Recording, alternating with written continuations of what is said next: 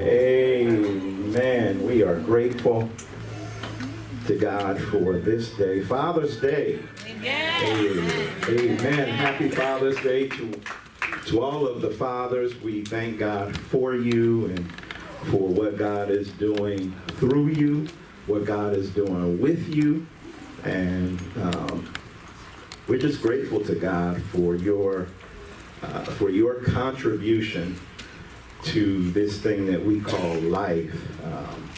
I am probably most ecstatic today because three of my greatest contributions to society are here.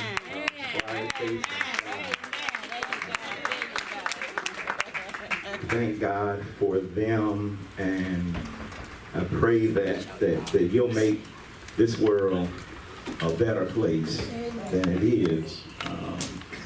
And for something like that, a dad would be eternally grateful. Eternally grateful. And it's just so good it's like a little reunion today. Seeing so many of the young people who used to be young. Well, they used to be little children and stuff, and now they've grown and stuff, and we just thank God for this day. Also do want to thank our percussion section. Sister Joyce and Jessica, I mean, I was like, hold up. Sister Joyce back there on the drums. I'm like, oh, snap. Good night. Boy, oh boy, oh boy. Thank you guys so much. And Jessica back there on the skins, like what? Man, oh man, we might have to start like an all-women's group or something.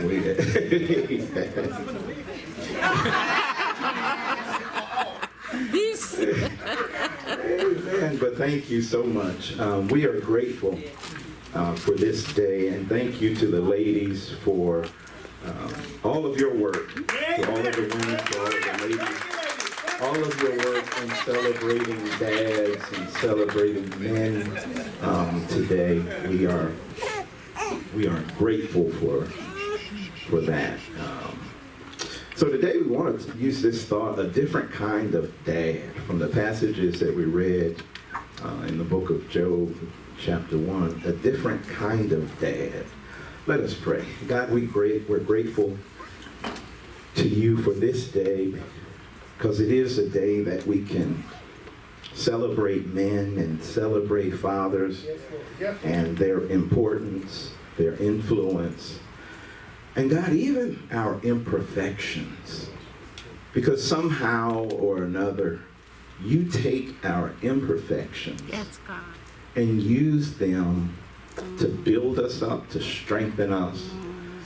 So God, we're thankful and grateful to you that you walk with us, that you don't leave us alone to try and figure out life, but that you walk with us. And God, as we look at these first few verses in the book that bears the name Job, we ask that you speak to us, that you would encourage us as fathers, that not only us as fathers, but as mothers, as well as parents, as people, God, that you would use your word to encourage us, to lift up our heads, to empower us, to equip us to be better people and to be more like your Son. God, I ask that you would forgive me of my sins and transgressions and iniquities. And God, would you just use me to have a conversation with us, challenge us, stretch us, and help us grow beyond where we are today, so that we can be better today than we were yesterday. This we ask in Jesus' name. Amen. Amen. A different kind of dad. A different kind of dad. How many baby boomers in the house? How many baby boomers? And what y'all ashamed to admit? Okay, amen, amen. It's a great generation of people, baby boomers. As a baby boomer and growing up in the 60s, 70s, and 80s, most of the men who played dads on television each left some sort of impression upon their viewers and even upon my life, with some things that you should do as a dad, and even some things that were not favorably done or had much value to them at all. During those days, as we watched television, there were people like Andy Taylor, the single dad, who, from the Andy Griffin Show, who raised Opie by himself. And what he would do is he would spend time with Opie and try and teach Opie valuable life lessons so that when Opie became a man himself, he understood some of the difficulties and the complications of life. And then there were others like Philip Banks from the Fresh Prince of Bel-Air, who had to manage a household and was maintaining a professional job, and somehow or another he managed to make some sense out of the chaos that existed in the Banks family. And it was people like him that left an impression upon the millions of viewers that would watch their show. In fact, J. Cole made reference to him in one of his CDs, I think it was in 2014, the No Role Models project, where he said, "First things first, rest in peace, Uncle Phil." This is just right after James Avery had died. And he made reference to him, and he says, you know, for real, you're the only father that I ever knew. Because in Cole's life, his father was not involved in his life, so what he had to do was to look at television and gain some insights and some wisdom about this thing, fatherhood. And he makes reference in one of his songs and says that if I get my girl pregnant, I'm going to be a better you. Because his father wasn't around in his life, so he had to look toward television to see, well, what is it that a father does? And since I don't have any role models in my life, what is it then that a father does? And he saw how Mr. Banks would help try and manage the challenges of family. And then there was Ward Cleaver. You remember Leave It to Beaver? And how Mr. Cleaver was quick to admit his mistakes, and he would teach his kids lessons about life. But one of my favorites was old Fred G. Sanford. You big dummy. How he would talk to his son Lamont, because he was a widower, and he would always talk about Elizabeth. I'm coming to see you. This may be the big one, but while he was on earth, he would help his son Lamont with his crazy kind of comedic genius and his wittiness. He taught him about laughing and how it is that you navigate this thing called life. And then there was another one of my favorites, Sherman Hemsley, as Mr. Jefferson from the Jeffersons, from the Jeffersons, and how he was just straightforward, tell you how he felt, just didn't hold any cut cards, and would let the family know as well as the neighbors that it was important in life to make sure that you express yourself. So there were so many television dads that could have had an influence and did have an influence. In fact, I think he was America's dad then, Mr. Huxtable.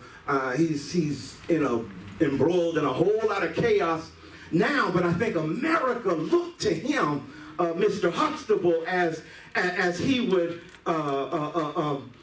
as he had impact on the Huxtable family. And then there was that real crazy dude, Al Bundy, from Married with Children, the one that would just, I mean, now, he didn't have too many positive qualities, but there were things that you could ask. Just don't sit on the couch all day long and flip the remote, but that as a father, that there are things that you have to do in your children's lives, and you have to have some kind of impact. So all through the 60s, the 70s, the 80s, the 90s, even I think in 2000, Bernie Mac with the Bernie Mac Show, and how Bernie played a dad, and Carl Winslow with Family Matters. Each of these individuals, these dads, possessed some kind of quality that I, as a youngster, often wondered, well, will I be able to use some of that? Because my father did not want to be involved in my life, so therefore I had to look toward television. Because the brothers in the neighborhood weren't good role models, so I had to look toward television, and I would wonder at times, like, look, can I use some of this? Can I use some of that? Can I use some of this? Because if and whenever I become a dad, I want to be a different kind of dad. I want to be a dad who his children can depend on. I want to be a different kind of dad. And for many of us who have not had our fathers involved in our families, intimately involved in our lives, for many of us, we often can wonder, even within the recesses of our own mind, how would I be if I had a different kind of dad growing up? How would I be? How much further along could I be had he taken interest in my life and helped show me things about life? Well, we want to look at an early page in Job's life, because Job shows us something about being a different kind of dad. This book that bears his name, the first 5 verses are introductory verses, but they tell us so much about this man, this father named Job. And we want to look for just a little while, try and pull back some of the layers of the language of that day and see if we can gain some insights about being a different kind of dad. A different kind of dad. One of the things we see in these early verses that tell a portion of the story of Job's life, one of the first things we see in verse 1, that if I'm going to be a different kind of dad, I have to have a connection with God. Yeah. There's no manual or book that tells you how to be a parent.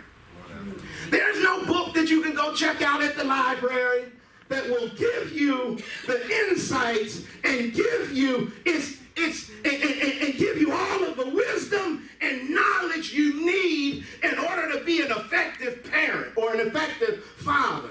So if we're going to be different, if you're going to be a dad who has some impact upon the lives of those that God has in charge of, you have to have a connection with God. There has to be a connection with God. Let's look at it right here in verse 1. Let's see what the writer says about Job. He says, in the land of Uz, there lived a man whose name was Job. So he gives us his name, but immediately after giving us his name, the writer shares with us Job's nature. This man was blameless and upright. He feared God and shunned evil. Here it is. In order to be a different kind of dad, there has to be a connection that we have with God. Because being a parent, being intimately involved in the livelihood of another human being takes a great degree of wisdom, knowledge, courage, and all that kind of stuff. And when I have a connection with God, when I understand God and I have a relationship with God and I'm connected with God, it helps me in being a more effective parent. Now, the connection does not guarantee perfection. All right. But the connection gives you access to someone who knows about parenting. The connection gives you access to all of the wisdom and knowledge that we'll ever need in order to know about how to be a good dad. All right. So I have to have a connection with God. The text says that Job was blameless and upright, and here's why. Because he feared God. Yes. He had a respect and a reverence for God. He had an understanding that he realized that, look, I'm not the captain of my own ship. That no matter how successful I become in society, that there is one greater than me, and he has a connection with God, and it's his connection that helps him to have an impact on his children.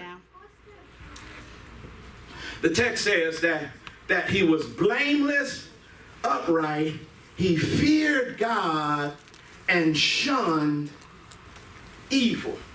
See, dads, in order to do this thing with a degree of dignity, now notice I didn't say without mistakes. But having that connection with God helps to give us what it is that we need in order to become good dads. Now, and understand this, is that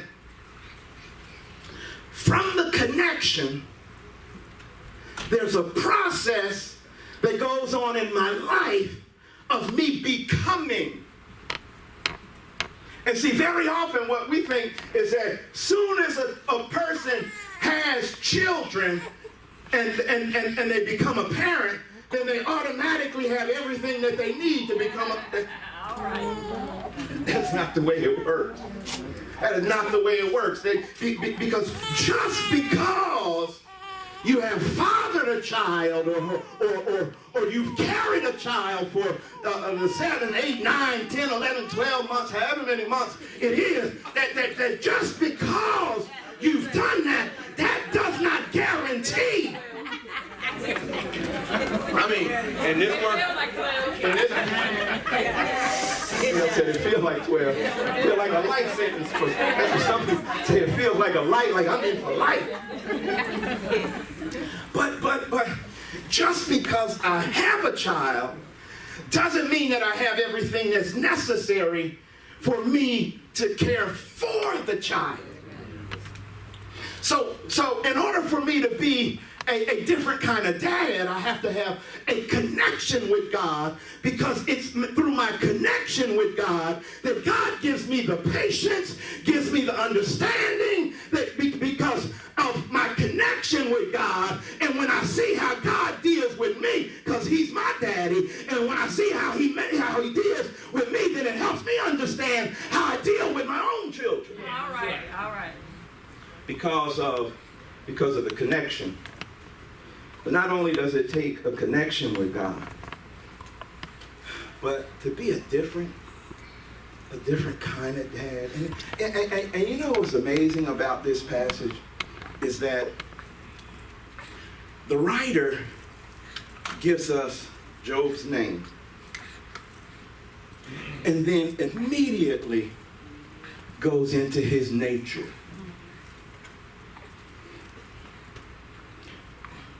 He gives us his nature before he starts talking about Job's assets. See, what the writer wants us to see, that your connection with God is much more important than any of the stuff you ever accumulate. That the primary thing in my life has to be my connection, my relationship with God. Because when my relationship with God is right, it'll affect the other relationships in my life. But if I'm twisted in my relationship with God, then guess what? It's going to affect and poison and cause toxic relationships in my life. Because when I start placing stuff above him, then I run into problems. But when my connection with God, my relationship with God is primary, and that doesn't mean that you walk around with your hands in the steeple all day talking about praise the Lord, God bless you, praise the Lord. Now, I'm not talking about having a connection with God, that I can talk to God and God can talk to me, and that the things of God and the standards of God become the standards in my life, because I have this connection with him, and because he talks to me and I talk to him, and because I walk with him and he walks with me, and because I know him and he knows me, then because of my connection, I can be a different kind of dad. But not only does it take connection, but second thing, and this is, I love the way the writer does this, because he talks about, introduces Job's connection and his relationship. But then secondly, he talks about Job's character. See, to be a different kind of dad takes character. Let's look at verses 2 and 3. It says, he had 7 sons and 3 daughters. 10. That's 10 kids. Oh, Jesus. 10. 7 boys, 3 girls. And,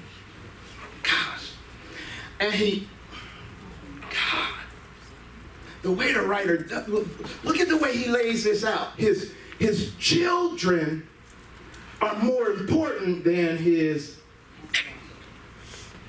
stock and his stuff. All right.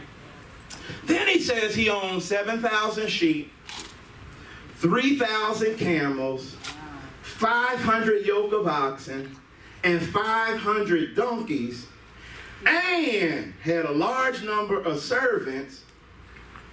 Check this out. And with all of this that he has, he was the greatest man among all the people of the East. In other words, Job's reputation was that of a man of character. And I know that in this world that we live in today, that very little now is really shared about character or emphasized about character. And And it's more now about what you can accumulate and get as a measurement of your manhood. Okay, this side's a little bit younger. How many honeys you can get? You know, because if the more honeys you get, the more of a man you are. How many women's lives you can wreck and cause total havoc and chaos. So in this society that we live in today, declares that you, what do they say? You the man. And very little is emphasized about character, but here what we see is that Job has amassed a phenomenal amount of things, but yet the things have not tainted his character. See, dads, it's so important for us to be men of character. It's so important. One of the greatest legacies that we can leave for our children is being men of character. Not perfect men, not people who don't make mistakes and bad decisions. Because a mistake is one thing. A bad decision is something else. But as men, our children need to see us having a degree of character that I understand that my dad's word is his bond. Yes. That if he says so, he's going to move heaven and hell in order to make it happen. Yes. That my dad has a degree of character that he's not going to tell me anything wrong to do. But because of his character, that his character, who he is, who people say that he is, when his name is mentioned, do people say, oh man? They start shaking their head like, see, in order for us to be different kinds of dads, character is so critical, so that our boys and girls can see that fathers are men of character. Not perfect men. We have our flaws, our faults, our failures, but even in the midst of our failures, we learn from our failures to move forward. Yeah. See, character is not is it flawless? Flawless means no flaws. Right. So I'm not the sharpest knife. I'll admit that. Character, that even when I do wrong, I learn from the wrong that I've done so that I can make progress and move forward. Character that when I say I'm going to do it, I'm going to do it. Character. So Job is a man of character who has a connection with God. Yeah.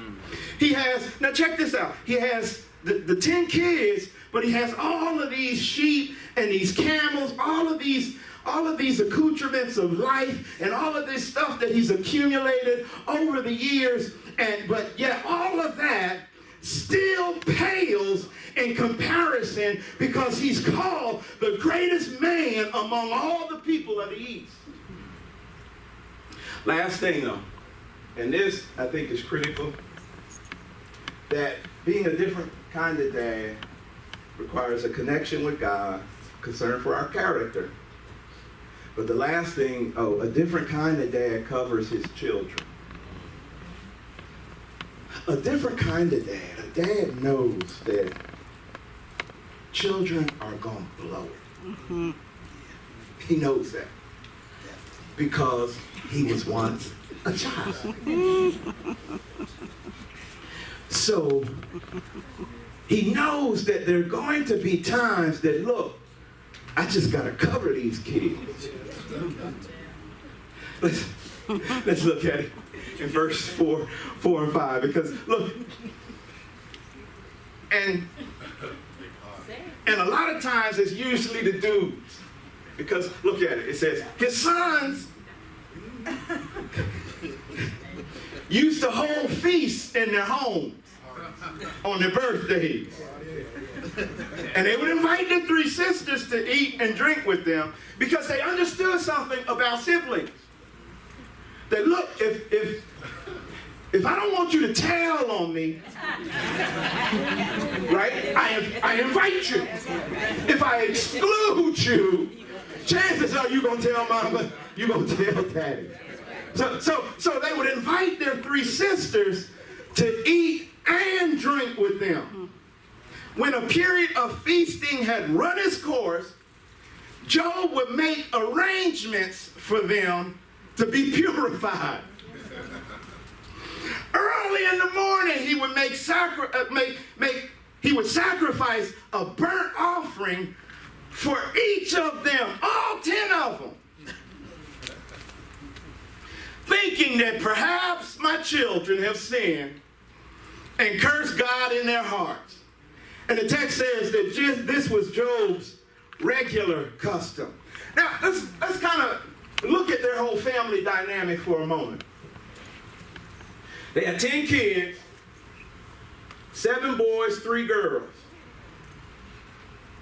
And occasionally they would have house parties. The sons would, orchestrate and get everything together to have, a house party where there was, they were going to have some celebrating and some eating and some drinking. Now, check this out. The text says, when a period of feasting had run its course. So this wasn't, back in the day, we have you have a house party, it lasts one night. That night you have a house party, everybody come on over, and so I think y'all call them kickbacks now or something. Is that what y'all call them? Right? And it would. Is that right? Is that right? Yeah. What they call them? Kickbacks. That's right. What they do is they try and lessen the blow. So we just gonna kick back. But it's really It's a house party. they're gonna get it on. They're gonna get it on. They're gonna get it in. There may be some candy bowls passed around. Am I right? No, I ain't got no Tootsie Roll. No, they can sit in. They are much more sophisticated than we were. When we were, we get some Swiss up, some Wild Irish Rolls or something like that, but they have candy bowls. Bowls of candy being passed around. But anyway. So Job's kids would have a party that would last for a period of time. And Job, as the dad, he didn't stop them from partying. Because he knew that, look, they got to learn how to socialize and they got to learn, so he didn't stop them from partying. He did one better. He said, I'm going to get the Lord on them. So every time they had a party, he would get up in the morning and he'd make a sacrificial burnt offering for all 10 kids. Each one would have their own. Now remember, Job has money. He well-to-do, so he would make a sacrificial burnt offering for every single child individually, because he didn't know what they had gotten into. He didn't know how deep things had gotten, but he knew that, look, just in case they'd sinned and cursed God in their hearts, Job knew that if I make an offering on their behalf, if I go to God on their behalf, if I cover them, because right now they might not know what they're doing. They may have lost their everlasting mind. They may not know how dangerous the things are that they're doing right now. But what I'm going to do is that when I rise in the morning, I'm going to go to God on their behalf and ask God to make sure that he covers my children. I don't know what they did last night. I don't know where they were till 1, 2, 3, 4 in the morning. But what I do know, God, is that you see all, you know all, and you are all powerful. So therefore, as a dad, I'm just going to come, God, in the name of Jesus, would you just be with them? I don't know what they did. I don't know who they were with. They may have told me they was going to be with Susie, but they ended up with somebody else. Because y'all know how young people, come on, y'all been there before. You tell your parents that you're going over so-and-so house, but you end up with so-and-so else. Job knew something that, look, as a father, that I have to cover them. Because, see, sometimes kids, get into some stuff. Yes, Lord. Yes, Lord. Thank you, Spencer. Let's see, some of y'all act like, not me. I've always told my mom and dad the truth. Never lied to my parents. My God, that's a sin. Why would I do something like that? Why would I? No, I've never drank, or I've never tasted any of that stuff. Why would I do something like that? Young people, I know how it is. We tend to maybe talk about we, like I said. All right. Young people tend to live in a way where they think, well, nothing will happen to me. That, that's just them. That's the stuff you see, you watching too much news. You see that stuff on the news. That's them. That's not going to happen to me. And sometimes as young people will tend to live risky lives. Yes, Lord. Yes, Lord. Young people, and that's one of the things about, see, us older people, we may have more stability, but we won't take risks. Amen. That's why it's hard to get us to change when we get older. It's hard to, we might have a little bit more money, but we don't want to change. But young people will live a very risky life. Job has 10 children that would have parties, and their parties would last for a period of time.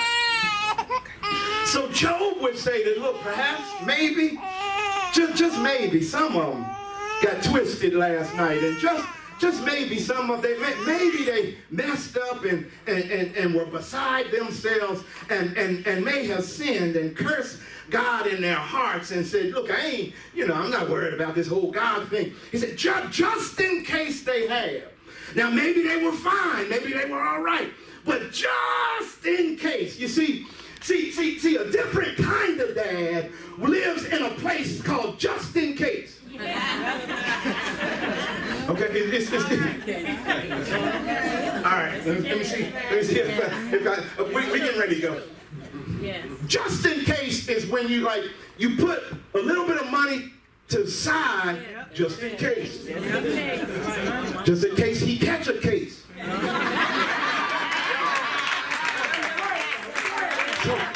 So this right here, this is just in case. Just in case he gets some speeding tickets. Just in case just in case she gets expelled or suspended, that this here is just in case we have to have some bail money or something. This is just in case. Just in case they may think about doing that, I've got to cover them. I've got to make preparations. Here it is, to be to them how God has been to me. on now. You know you've been there where you said, I ain't ever gonna do it again. And God, if you just get me out of this one, if you just stop the room from spinning, if you just get me out of this one, I promise I'll never, ever. And then Thursday night rolled around again, and girlfriend said, look, girl, this is what we getting ready to do. We going out again. Or you say, God, my God, just don't let her be pregnant, God. Don't, please don't let her be pregnant, God. If you just get me out of this, then I promise you, I won't go there no more. But then she called you again, and you went there again. Yeah. As parents, as dads, as moms, we live in that. It's a space. Yes. It's called just in case. Come on. Just in case. I have to be prepared. I had to cover.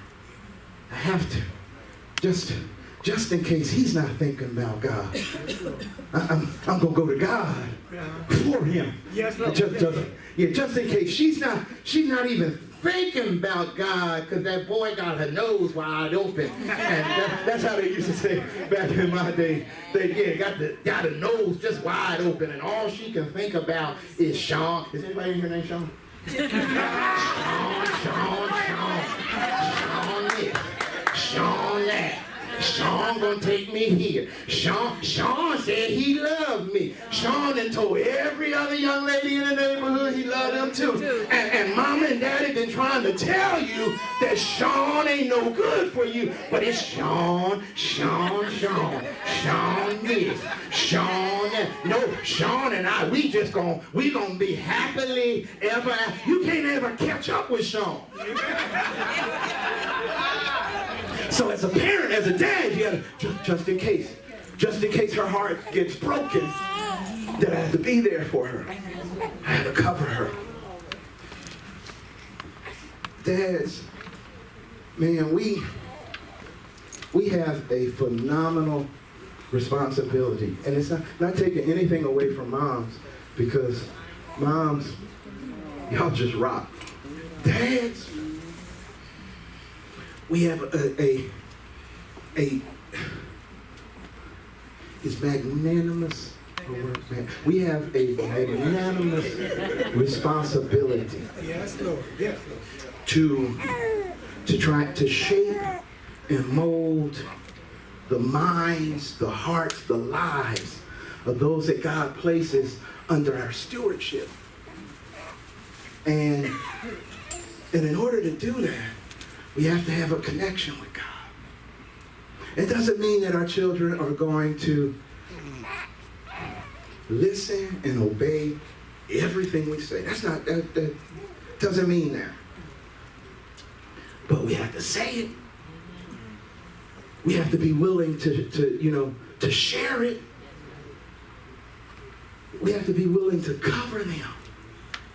To have that connection with God so that I don't get twisted and think that my manhood is measured by the things of this world. But know that I understand that it's based on my character and my connection. And that I cover my children, and just in case they do something, that God, I've already gone to you about them, that you just watch over them. And please keep them.